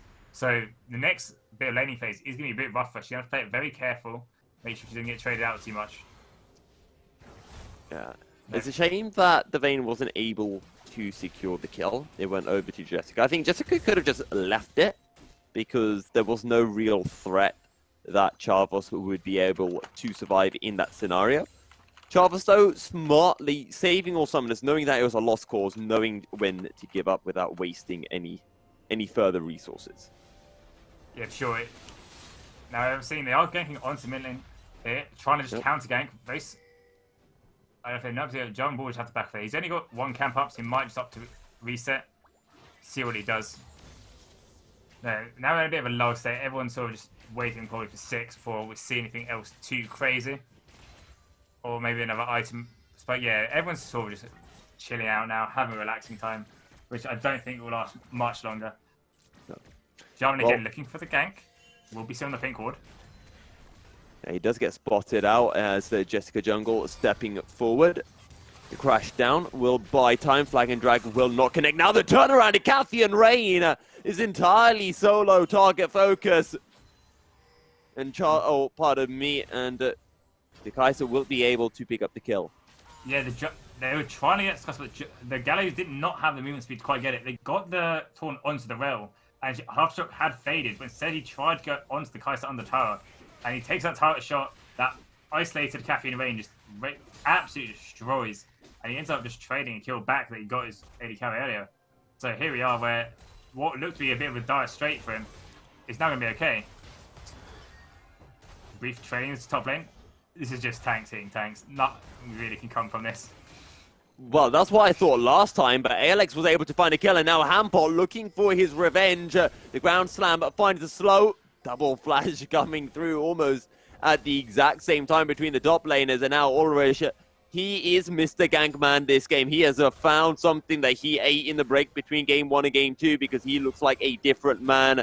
But then again, I remember that he had that questionable gank in the bottom lane just a minute ago. Flag and drag will be able to find the knock-up into the hero charge. Potential turnaround. Nope. ALX picks up the kill in the top lane. Yes, a really easy gank. He flags and drags, making sure he predicts them if he does try walk down. But as he has to step back, Poppy just charges him into the wall and well executed. He is 20 assists down and going to lose the streak, but he is just getting his laners ahead, trying to help them out as much as he can at his own sacrifice. Yep. As I tell you what, Ginger getting taken down low by the Drake will be having his second smite charge up momentarily. And we're now going to be seeing the perfect example of what is better in the current meta. Is it power farming junglers or is it perma ganking junglers? Yeah, sure. He has, of course, picked that pickaxe up, which I'm not very happy with, because he has basically said he's going damage. He said it, but he does not have the gold really to do this. So see how it works out. He's just going to have to keep executing excellently on these ganks. Of course, there is now no flash onto that Malphite. So he might try to go back there, but I think the Poppy should have it handled from here. Has got that Gank through on the bottom side of the map, actually. And while Ulrich is trying to steal away a camp, look at the turnaround. The Ignite's coming through. Is it enough to take down the Rel? There is no heal available. And Wazakazawa will get taken down a 1-for-1 on the bottom side of the map. Yeah, again, it does go into Gallo, so Swansea will be happy with this. While it was going on, Jarvan was stealing away Olaf's camps in the top side, trying to get back some of that XP lead that he is missing. But he should be quite fine. He's getting all 3 camps and the buff, and he's going to go into his own little jungle and farm that all up. So probably going to even it up a little bit, as Olaf now doesn't have much to take. But no, incredible gank from there. After the jungle was taken, healed up off the scuttle, and then ran bot lane. And Gallows were to extended, did have to drop the Ignite to trade that kill, and he did end up taking it. It's a bit Here we go, unfortunate. gank in the mid lane, I think, coming through. Flag and Drag flashed out by Stingy, now trying to turn things around with a Chaos Storm, and the Chaos Storm will proc, and Ulrich will fall. 4 ganks, 2 successful, 2 unsuccessful, a 50% success rate. Yeah, so we have gone into a pause. We will see what is going on here. Should be resolved. Quickly, it seems that the top lane is having a bit of an issue. Should hopefully be resolved. But no. So while we look at this, while we look at this pause state, that Jarvan is going for the ganks. He's got the Iron Whip, and he just didn't quite execute that one onto the Victor. Victor with his ult did burn the flash to get away, so I'm assuming it was a bit of an outplay. But it's not what you want to be seeing there. The Victor, as we saw last game, was really strong, well executed. So now that kill, we'll see what you can do. I have a feeling it was just, I mean, as you mentioned, Ulrich is not going for the tank build. He's going for a more aggressive build, and he's not particularly tanky. I feel like Stingy just flashed out of the flag and drag. Ulrich took a tower shot, and Stingy probably just dropped down the gravity field for the slow, and the Chaos Storm did the rest. Yeah, I'm looking at the jungler's build, and I think they've both changed up their smite. If I remember correctly, last game, they both went for the chilling smite purchase straight up. I think they've now gone... They've changed it up, trying to get some bit more survivability into it, because they didn't quite need the slows. And so we'll see how that plays out, because that will give him a little bit more survivability in these fights, if he can maybe smite the Victor, get down. But of course, he needs to get one more camp done before he can get that off. To be fair, playing against Kai'Sa and Vayne, it does make sense to be able to challenge some of the outputted damage, and it brings more survivability, not just for you, but for the rest of your team as well. So, level 6 is completed by everyone on the Rift, and now, I believe, with the exception of the supports. Yeah, so we should be seeing something. Gallo, of course, might opt to try and cheat now into mid lane, see if he can get a gank off. Because, of course, Victor now, without flash, he's definitely staying duck. Even though Jarvan died for this, if he can hit 6, come back in, and get another one, that Jarvan is a dead man, especially if Gallo is ulting on top. Yep. No flash available for Stingy. He will be locked down fairly easily by the side of University of Southampton. And we are back into game. So whatever issues were present for the top laner has now been resolved. We can get back on into the game. So first Drake has already been secured by the side of Swansea University. We'll see whether they can go for the second Drake as well in 3 minutes' time. Yeah, currently, here's something good for Swansea. They are only 500 gold down, that being the one kill they are just really being the difference. They're now going to try and see if they can get one plate here before resetting. I think they should have reset earlier here, because they have just got 3 back, and they are sort of using up their time. Depends how much gold they do have, of course. Dragging up in 3 minutes, they might opt to wait a bit longer. But the main gap seems to be in the CS lead. They being a bit more aggro. Does, of course, have the buy difference. Yeah, there are some light trading going on. No one's really going to be too aggressive for the moment. Both junglers now just doing their second round of buffs as they go through. Trying to farm up. I was just going to say, we've got Rift Herald up as well. And in the 2.5 minutes before the second Drake of the game does spawn, potentially we can be seeing some attention from teams towards Shelly. Ginger going for the gank. Yeah, Ginger One will look towards the bottom side. He does have the Ragnarok available, flashed away by League. We'll keep him alive, but that is now the flasher down for the Vayne. And maybe this will give the opportunity to Ulrich to just start up the Rift Herald. Yeah, that was a good early flash from the Vayne, playing it safe. She actually did use her tumble just as that gank was coming in, as Olaf appeared, so she did just have no way to get out of it.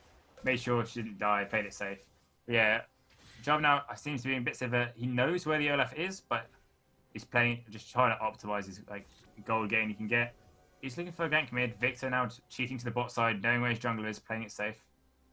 But now, as you said now, Rift Herald is being started up on the side of Southampton, as Poppy has the prior top lane. Yep. And Ulrich will just start up on the Rift Herald. As you mentioned, Alex has priority and has been able to beat out Hampot in trade so far. Ginger One has made his way to his topside jungle, but I don't think he will spot the Rift Herald until later. Level 6 not available just yet for Kazawa. But when it is available, that is going to be a huge all-in potential available for the side of Swansea University. And the Ginger one just a little bit too late to the fray. So this 2v1, this gank from Ulrich will turn into a 2v2 very quickly. The unstoppable force comes in. Ragnarok to get there quicker. And the undertow picks up the kill. ALX, he tries with the keeper's verdict, but you cannot knock up a Viking. And it will be a double kill going the way of the Swansea University jungler. Yeah, again, it's just such a bad place to go for. Like they knew where the Olaf was. Olaf hit the Sky's Bloom right there by the blue buff, so they knew where the Olaf was and they knew where the Jarvan had to have been going. And they thought they were going to turn it anyway. Malphite walks it very intentionally into the bush, gets the ult onto both of them, so they stood too close. And Jarvan just took so much damage from that. He's 0-3 now. Just not able to, even with his aggressive playstyle, he's just feeding more than he's able to get kills. It's not where he wanted to be at. Well, maybe that's why right now perma-farming junglers, or I should say power-farming junglers, are slightly more present than perma-ganking junglers. And the side of Southampton are learning that the hard way. Ulrich now going to try to start up the Drake. Does have priority from his bottom lane. But actually, he just wants to say hi. He just wants to give a visit. And then he sees that there's a certain Ginger one showing up. And now Ulrich is looking for the gank. But again, this is going to be turning up into an even fight slowly. Wazakazawa will already get taken down. The teleport coming through. Flash Cataclysm in. Flash away from the Ginger one will keep him alive. Sleep Trouble Bubble will not be able to connect. And it's just a one kill going the way of Southampton. No, yeah, the mid laner is up. The mid laner did TP there, as you saw. So but now they are going to start up the Drake. Olaf now with no flash has nowhere to get into the pit or onto the backline if they do start it. Ragnarok now is up, yep. But no, they won't contest it, realizing that without the support there, it's going to be very hard for them to get in and win that fight. So they play it safe. Only Infernal Drake. Now it will be a Cloud Rift. Oh. And ALX getting run down on the top side. Unstoppable Force and not available. Nice, there is a keeper's verdict for ALX. And Hampot might just try to zone ALX away. Of course, both top laners do have the grasp of the Undying. So when they have that initial trade, it is a lot more damage at the start of the trade than it is towards the end of the trade. Yeah, assuming Alex now will just... There you go, Unstoppable Force into the ground slam. ALX trying to buy time. Flasher forward, slaps the Poppy in the face. And Hampot will secure his first kill of the game and a solo kill at that. Yes, very bad for the Poppy. She's losing, I think, if I count right, like 8 minions, 10 minions. That's a lot of gold, or longer the kill that she just lost. Where she could have just waited for it to come into her. Us Force did come up. I don't think Poppy quite had the timing down properly. And now that will be completed items. Identical items, though, for the top laners. Both of them just liking each other's build. Yeah. They like what they're seeing. You know, if you can't beat them, join them, all of that. Top lane island, limited resources on the island. They're like, hey, look, there are just some Fire Aegis here. We can't get anything else. You know, we're still an island. We're still not able to trade with any of the outside countries. So we'll just take the island's resources for now. Yeah, for sure. Now, John trying again for another gank. He's just falling from behind, and so he's just going to have to be playing a few more of these Hail Marys. Kaisto, half health. She might just have to give up this wave, especially if the Herald being dropped. The PTA proc is fairly big. Now, Rift Herald has been dropped as we get to the stage where tower plates have fallen, so a little bit late here, but here comes the flank TP going in. Magnet Storm buying time. That's the full engage. That's the Wombo combo, and that's the smackdown. Swansea University send all 5 members to the bottom lane, and they will be able to secure the kill. Yeah, there's a feels bad when you're an AD carry and you see 2 TPs arrive behind you, and you know you're dead.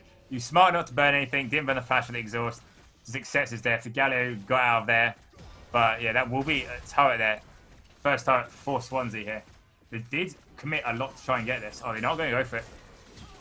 Oh, wow, that is damage. Cataclysm does nothing. And unlike his ADC, Ulrich is, decides to use his abilities, use his summoners in an attempt to stay alive. But it will not be a successful attempt. He will fall, and Swansea pick up their first tower of the game and the first turret of the game. This is doing very good for Swansea. 2.5k goal lead this early on. 1-for-1 for Drakes. It's only a Cloud Soul, so they probably aren't too bothered by it. However, that cooldown, it'll be very nice for especially the Malphite and the Olaf. They can get it running in. But no, you saw the power of Vel there. Vel jumped in, got ult off, and the Vayne just couldn't run away. So you should probably see a bit more of that as the game carries on. Now, 2 minutes left onto the straight. They might get some wards down now, trying to see where it's going. Some rotations coming through. No, they will trade the turret now. Yep. First items have started to be completed. However, the Vayne doesn't have their first item up, and the Kraken Slayer is available for Charvosi. So they can look for the all-in, and they should theoretically have the advantage. That being said, I just realized it's Charvosi in the mid lane, and it was Stingy on the bottom side. So apologies for that. Yeah, they do seem now, because I think they are getting the Kraken Slayer in now. However, as you were saying, it does seem to just of those kills, making the bit of a goal difference in that bot lane. And so, with them both being sort of on here, so tank shredders, the Kai'Sa just does have the lead. However, if they time their item right and fight around it, or fighting top lane. Speaking of timing, Flag and Drag coming through, unstoppable onslaught to safety, potential, or pardon me, unstoppable force out to safety. And Hampot will just run for the hills. He is a fast rock. And now the turnaround, Ragnarok coming in, looking for Ulrich. They turn their attentions to ALX, flash forward, picks up the kill. Cataclysm on the side of the fire. Hampot able to stay alive for a while. And here comes the Rel to the rescue. They find the kill. Hampot is burning, but he's not burning enough. Fire is not effective against Rock. Hampot will survive. 3 kills go to Swansea. Yes, a 3-0, and now they're also going to pick up the Herald, lose that wave top lane. Just devastating. They overchased. That Malphite was just too fast after that gank. The gank looked so good from the start. Malphite didn't get the full range on his ult trying to escape, but he just out-kited it, and there was dive bot mid lane. Oh, the flash to turn around, and it's a 1-for-1. Derpayoshi stepping forward for the kill, and Charvosi says, all right, if you wanna, I wanna, and they both pick up a kill. Yeah, that was quite crazy. So she did manage to trade the kill into the mid lane there, which is very well done. However, that dive just does me again. Zoe loses CS. They are going to lose prior on this dragon, and it'll likely be second dragon for Swansea here. Southampton, I think, not opting to contest it, realizing their position, of take the waves. What is Hampot doing? He does not care about vision control. He does not care about playing safe. He's just stepping up. He's just saying, hey, I'm going to have a little look around. You got anything over here? Nope, that's good. Exactly what I wanted to see. Inspection completed. And Swansea will secure their second rake of the game. Yeah, Poppy now just slowly trying to tuck away at this turret. Doesn't have the demolition, so it's taking her a while. And then they are now taking their focus onto this mid lane turret with the Herald that they've got earlier. Will likely knock this down. Southampton probably should just step away here in case Malphite decides to engage on them. We'll secure the tower. All seismic shard coming through. Flag and Drag to safety. Portal jump with the paddle start. 2-man taunt comes through. Ragnarok, though, will deny the CC. ALX now showing up to the fire. Attracting Repel will not be able to connect the hero's entrance on a 2-2. There will be a shutdown going the way of Derpayoshi. Do Southampton want more? They're stepping forward aggressively. The 4 surviving members of Swansea will return in the mid lane to defend their tower. Sleep Trouble Bubble will connect. No potential follow-up to come through. Will land onto 1 member. Magnet Storm into a 2-man knock-up. That's the damage from Swansea. And somehow the Rel is still alive. Will eventually get taken down by ALX. Killer Instinct going in behind. Double kill for Charvosi. And ALX is on the run. The Seismic Shard finds the slow. The Ground Slam. And the Death Ray from Stingy to seal the ace, and Swansea University in a 4v5 are able to pick up the win. Yeah, I was going to say that Zoe getting that kill onto Earth. They saw them wait trying to get that kill onto Zoe, because that's a 500 shutdown she got. But then they overchased, and the rail into the Chaos Storm combo was just it was just disgusting to watch. It shredded through all of them. They low. Zoe, even though with the W flash she picked up off the Olaf, just so if the Malphite couldn't get out of that in time and got stunned, end up falling as well. And yeah, it's not looking good for Southampton here. Swansea might just end up 2-0. Swansea might very end up 2-0, a place in the quarterfinals at the line of this game for the SouthLAnder 2021. Swansea, what can they find? Is there any way back in for Southampton University? At the moment, things are looking bleak but they've shown that they are able to find picks. They just need to not be greedy on the end of those picks and know when to take their winnings and when to reset. Yeah, Java now has finished his item. It's just not good for him. Oh, Poppy now can't even handle the jungler. He's having to walk away. It's looking a bit dire for Stefan. They are going to need to find a pick, probably that Zoe or Gallo, as they go in here. Yep, here we go. Once again, they're able to find a pick. That is a huge shutdown onto Charvosi. But this time, will there be over-aggression from the side of Southampton? I don't think they can be over-aggressive because that is the main carry down. But look at the damage coming through from the Death Ray. ALX potentially getting caught out here. Unstoppable Force is available, if I'm not mistaken, as the sleep will come through. ALX is going to get run down, and it will make it a 1-for-1 in the overall fight. Yeah, Swansea have a great chase here with the Malphite slows and everything coming through and undertows. However, it was a great pick to start off with onto the Kaiser. Really hard to do, got the bubble, but now... Attract and Repel comes through. Cataclysm buys time, but not enough. Hampot will be able to find the kill. Just his puncher coming through, but it is not enough. And Swansea just shred it through Southampton. Paddlestar will not be able to connect. And it is another kill going the way, or pardon me, another 2 kills going the way of Swansea, and they turn their attention towards the Baron. Charvosi is back up. All members of Swansea are present, and surely this has to be Baron going their way. Yeah, Southampton are just going to have to concede this one. There's not much they can do. Apart from maybe a Zoe Miracle still, but they just can't get there in time. It's already gone. They will twist it. Yeah, so they're right there. Jarvan again getting caught 1-7. This is just not a good game for him. Probably should have gone on to something else. And now Swansea will have 5 people, Baron strong, to try and push us up in the mid lane. Southampton, they had the game won. They had a chance to change things around. They changed up the top laner. ALX was able to find a solo kill in the top lane. Things were looking good. But Southampton decided not to make changes in the jungle. They went for the Jarvan again, even though it didn't work in game 1.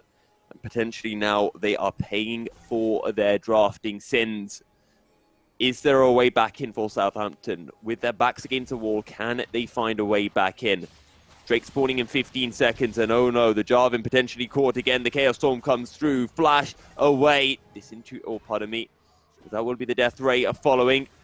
So much damage onto Jarvan. Is it enough? Final Undertow does not connect. The burn is coming through, and that is enough. Stingy picks up the kill, courtesy of the Leandri's Anguish. Yeah, incredible. They did chase it. I thought he was about to get away, and that would have been quite a good game. Chaos Storm. Chaos Storm for the jungler, just for the dragon comes up, is going to be nice. It's going to be easy Drake for them, put them on soul point. And that's going to be very happy. That's a very happy Olaf and Malphite if they get that soul. Lots of ults coming in. You'll never be able to CC down to lock down the Ginger one. And I actually wonder, the Ginger one, he's playing the Olaf, Ginger Beard. Do you reckon he plays a Gragas as well? Oh, I'd hope so. But no, he has very much... This is night and day from his last game. He's played this early game very well, tracked the enemy jungler, got him on, got that top lane counter gank, and that was, again, that double kill when it could have, was just, that changed the game around on the top side. Before that, Poppy was smashing it, and all of a sudden now, it's an infinite falling at 24 minutes. It's not looking good. It is not. The Jarvan goes in, flag and drag, but just gets run down. Charvosi picks up the kill. There's the all-in. It's a double kill for Charvosi. Make it a triple, a penta, potentially on the line. The exhaust was a Kazawa, steals a quadra, and the 5th kill will be secured. Was it the quadra kill? No, it wasn't. It was only 3. And Swansea, we get the game bug coming in, which means that the game had ended. Swansea University take the second game. They take the 2-0. And they will advance to the quarterfinals. Yeah, John, they're just trying to go for Hail Mary, trying to get that Kaiser, but instead just Bedeli specialed it, missed it all, and ended up just falling. It was unfortunate. GG's all around though. That will be Swansea going off to the quarterfinals. Southampton out of their own tournament, knocked out. Quite sad. And it's sad, it's unfortunate. There was promise, but let's look to let's look to the quarterfinals, right? Because I feel that Swansea has shown that they're a strong team, but one thing that I personally feel that they've been lacking is some of those early game plays, especially towards the top side of the map. We've seen solo kill death, we've seen Hampot dying, but after the 5-minute mark, he plays well. So I think if Swansea clean up that early game, they'll be looking like a really strong team for the remainder of the tournament. Yeah, they'll be facing Exeter next week on the 28th. And so Exeter will probably have watched this game, seen what Swansea were doing, realised that they can punish their early game, but they'll probably be vanning out the victor there. Stingy there, 2 great games in a row, just playing very well. MVP for Stingy then? Maybe, because Hampot played very good game 1, game 2 as well. Junior 1, I was very impressed game 2. Stingy was consistent, both games, great damage, great play. Even with the ganks coming his way, managed to dodge most of them. So it might be MVP Stingy. Depends on the shot calling. He was shot calling. Might be a shot call MVP in the end. Well, some great macro. It was an impressive game from all Swansea University members. I've seen some messages in the chat saying, this is what you get when you leave Victor open for Stingy. And lots of other things like imagine trying to kill Stingy on Victor, etc., etc. So maybe Exeter, if you're watching this, if you're looking back at this, trying to do some prep. Ban out Victor apparently seems to be the way to go. We've seen a lot of focus on Hampot in terms of bans today, but not enough. He went for the Rock. It was a rock-solid pick in the end. Swansea University advanced to the quarterfinals. And I just want to check with production. Is there anything specific you want us to mention before we do round things up here? Okay. So, I guess I should say, Kalo, thank you very much for joining me today. Any final words from yourself before we close things out? Not too much. I was looking at the damage graph here. Yeah, the damage graph really does tell the story of the game. Just even the Malphite was just up there in the damage. It's not where you wanted to be. If your Poppy's doing the most damage in your team, you know the game might be a bit of a loss. So, good game. Thank you for everyone watching. Swansea going on to face Exeter next week. Yeah, Swansea will face Exeter next week. You can tune in next week on Saturday for the CSGO, the Counter-Strike Global Offensive quarterfinals. And you can tune in, you can tune in, on Saturday for Counter-Strike and Sunday for the League of Legends quarterfinals. I've been Milky Cereal. You can catch me on Twitter at MilkyCereal73. I've been joined by the fantastic Kalo. You can catch him at SU_Kalo. And of course, remember to head on over, drop a follow over on Twitch for this Twitch channel, UOSVGE. And you can follow the SouthLAnder tournament on Twitter as well, which is at event SouthLAN. Thank you guys very much for tuning in, and until next week, stay tilt-proof on the Rift, and goodbye.